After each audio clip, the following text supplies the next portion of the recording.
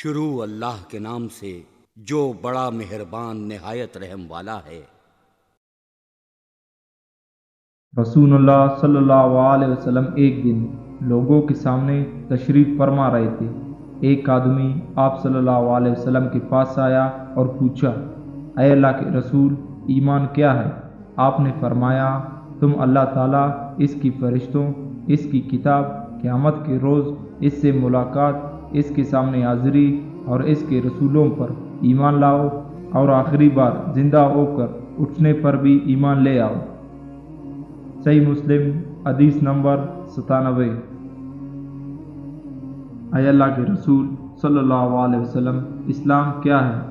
آپ صلی اللہ علیہ وسلم نے فرمایا، اسلام یہ ہے کہ اللہ تعالیٰ کی عبادت کرو اور اس کے ساتھ کسی چیز کو شریک نہ ٹھہراؤ، نیکی فرض کی گئی نماز کی پابندی کرو، فرض کی گئی زکوٰۃ ادا کرو اور رمضان کے روزے رکھو۔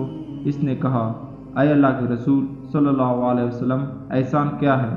آپ صلی اللہ علیہ وسلم نے فرمایا، اللہ تعالیٰ کی عبادت اس طرح کرو گویا تم اسے دیکھ رہے ہو، اور اگر تم اسے نہیں دیکھ رہے ہو تو وہ یقیناً تمہیں دیکھ رہا ہے۔ صحیح مسلم حدیث نمبر 97۔ اے اللہ کے رسول، قیامت کب قائم ہوگی؟ آپ نے جواب دیا، جس سے قیامت کے بارے میں پوچھا جا رہا ہے وہ پوچھنے والے سے زیادہ نہیں جانتا۔ میں تمہیں اس کی علامات بتا ہی دیتا ہوں۔ جب دیکھو کہ عورت اپنے آقا کو جنم دیتی ہے تو یہ اس کی نشانیوں میں سے ہے، اور جب دیکھو کہ ننگے پاؤں اور ننگے بدن والے گونگے اور بہرے زمین کی بادشاہ ہیں تو یہ اس کی علامات میں سے ہے، اور جب دیکھو کہ بھیڑ بکریوں کی چروائے اونچی سے اونچی عمارت بنانے میں باہم مقابلہ کر رہے ہیں تو یہ بھی اس کی نشانیوں میں سے ہے۔ یہ قیامت کا وقوع غیب کی ان 5 چیزوں میں سے ہے جن کو اللہ تعالیٰ کے سوا کوئی نہیں جانتا۔ صحیح مسلم حدیث نمبر 99۔ رسول اللہ صلی اللہ علیہ وسلم ایک سفر میں تھے، جب ایک عربی دیہاتی آپ کے سامنے آ کھڑا ہوا۔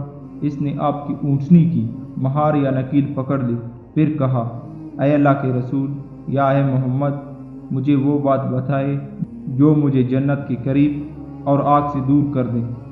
ابو ایوب نے کہا کہ رسول اللہ صلی اللہ علیہ وسلم رک گئے، پھر اپنے ساتھیوں پر نظر دوڑائی، پھر فرمایا، اس کو توفیق ملی یا ہدایت ملی؟ پھر بدوی سے پوچھا، تم نے کیا بات کی؟ اس نے اپنی بات دہرائی تو نبی اکرم صلی اللہ علیہ وسلم نے فرمایا، تم اللہ تعالیٰ کی بندگی کرو، اس کے ساتھ کسی کو شریک نہ ٹھہراؤ، نماز قائم کرو، زکوٰۃ ادا کرو اور صلہ رحمی کرو۔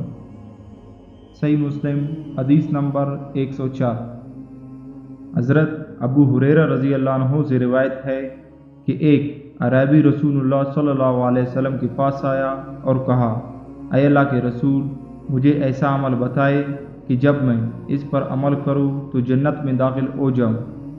آپ نے فرمایا، تم اللہ کی بندگی کرو، اس کے ساتھ کسی کو شریک نہ ٹھہراؤ، نماز قائم کرو جو تم پر لکھ دی گئی ہے، فرض زکوٰۃ ادا کرو اور رمضان کے روزے رکھو۔ وہ کہنے لگا، اس ذات کی قسم جس کے ہاتھ میں میری جان ہے، میں نہ کبھی اس پر کسی چیز کا اضافہ کروں گا اور نہ اس میں کمی کروں گا۔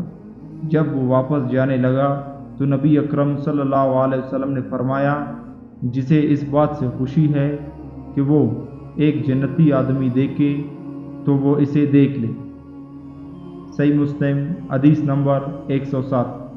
ابو زبیر نے حضرت جابر رضی اللہ عنہ سے روایت کی کہ ایک آدمی نے رسول اللہ صلی اللہ علیہ وسلم سے سوال کیا، فرماتے ہیں، جب میں فرض نمازیں ادا کروں اور رمضان کے روزے رکھوں اور حلال کو حلال، حرام کو حرام سمجھوں اور اس پر اضافہ نہ کروں تو کیا میں جنت میں داخل ہو جاؤں گا؟ آپ نے فرمایا، ہاں۔ اس نے کہا، اللہ کی قسم میں اس عمل پر کوئی اضافہ نہیں کروں گا۔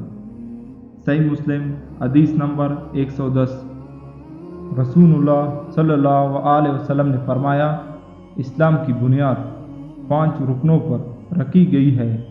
اس حقیقت کی دل، زبان اور بعد میں ذکر کیے گئے بنیادی اعمال کے ذریعے سے گواہی دینا کہ اللہ تعالیٰ کے سوا کوئی معبود نہیں اور حضرت محمد صلی اللہ علیہ وسلم اس کے بندے اور اس کے رسول ہیں۔ نماز قائم کرنا، زکوٰۃ ادا کرنا، بیت اللہ کا حج کرنا اور رمضان کے روزے رکھنا۔ صحیح مسلم حدیث نمبر 113۔ آپ صلی اللہ علیہ وسلم نے فرمایا، میں تمہیں 4 چیزوں کا حکم دیتا ہوں اور 4 چیزوں سے روکتا ہوں۔ جن کا حکم دیتا ہوں وہ ہے اللہ تعالیٰ پر ایمان لانا۔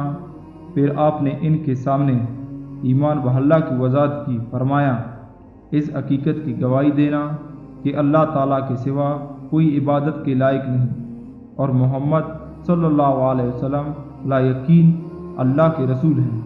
نماز قائم کرنا، زکوٰۃ ادا کرنا اور جو مال غنیمت تمہیں حاصل ہو اس میں سے خمس 5واں حصہ ادا کرنا۔ اور میں تمہیں روکتا ہوں کدو کے برتن، سبز گڑھے، لکڑی کے اندر سے کھود کر بنائے ہوئے برتن اور ایسے برتنوں کے استعمال سے جن پر تارکول ملایا گیا ہو۔ صحیح مسلم حدیث نمبر 115۔ حضرت ابن عباس رضی اللہ عنہما سے روایت ہے، جب رسول اللہ صلی اللہ علیہ وسلم نے معاذ کو یمن بھیجا تو فرمایا، تم ایک قوم کے پاس جاؤ گے جو اہل کتاب ہیں، تو سب سے پہلی بات جس کی طرف تمہیں ان کو دعوت دینی ہے اللہ تعالیٰ کی عبادت ہے۔ جب وہ اللہ کو پہچان لے تو انہیں بتانا کہ اللہ تعالیٰ نے ان کے دن اور رات میں ان پر 5 نمازیں فرض کی ہیں۔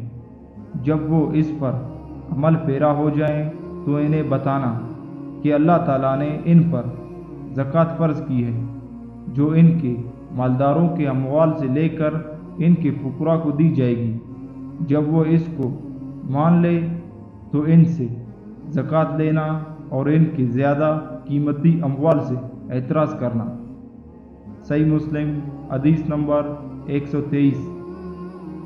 حضرت عبداللہ بن عمر رضی اللہ عنہما سے روایت ہے کہ رسول اللہ صلی اللہ علیہ وسلم نے فرمایا، مجھے حکم دیا گیا ہے کہ میں لوگوں سے جنگ کروں یہاں تک کہ وہ اس حقیقت کی شہادت دیں کہ اللہ کے سوا کوئی معبود نہیں اور محمد صلی اللہ علیہ وسلم اللہ کے رسول ہیں، اور نماز قائم کریں اور زکوٰۃ ادا کریں۔ جب وہ یہ سب کچھ کرنے لگیں گے تو وہ میری طرف سے اپنا خون، جان اور مال محفوظ کر لیں گے سوائے اسلام کے حق کے، اور ان کا حساب اللہ پر ہوگا۔ صحیح مسلم حدیث نمبر 129۔